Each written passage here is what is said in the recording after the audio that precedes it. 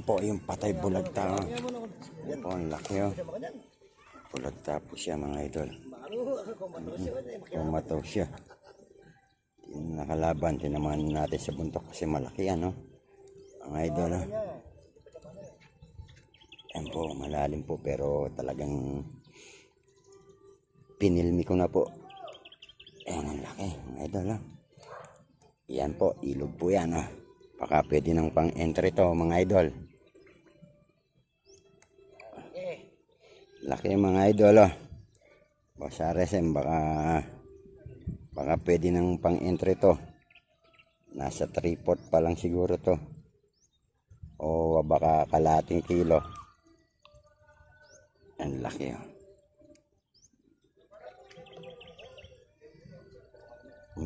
Nabuntok po mga idol. Happy din na. Yung mga anak po, sayang. Yan natin yung mga anak niya. Pakawalan. Ayan.